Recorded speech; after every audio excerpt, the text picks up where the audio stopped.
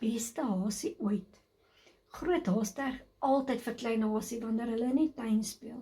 Ag, ek kan tog hoor as jy spring, spog sy. Ek weet jy kan nie eens oor daardie bos met die geel blomme spring nie. Klein hasie wou baie graag vir groot haas wys dat sy verkeerd is. En daarom probeer hy om oor die bos met die geel blomme te spring. Wee, skree klein hasie toe hy probeer om so hoog as moontlik te spring.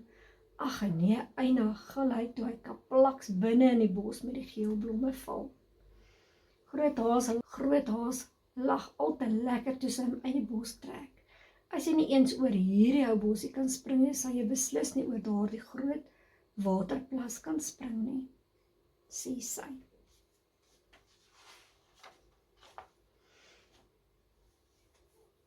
En met een groot sprong, spring groot haas reg bo oor die waterplas.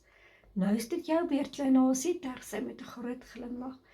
Klein hasie gee 'n sprong en nog 'n sprong en nog 'n sprong, maar o, gitsie fritsie.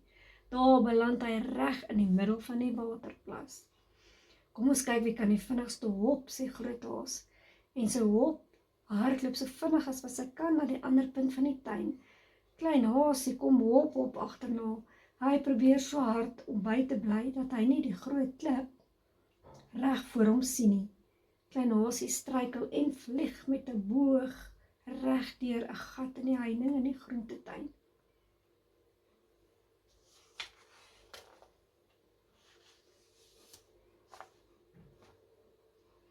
Klein hasie is baie hartseer en skaam, maar dan sien hy al die sappige groente rondom hom. Kom kyk net hier, groot haas, roep hy. Hier is hoop sappige wortels en kropslaai om te eet. Ek kan nie, skree groot haas, ek's te groot om deur die gat in die heining te kom. Maar ek kan wel, sê klein hasie.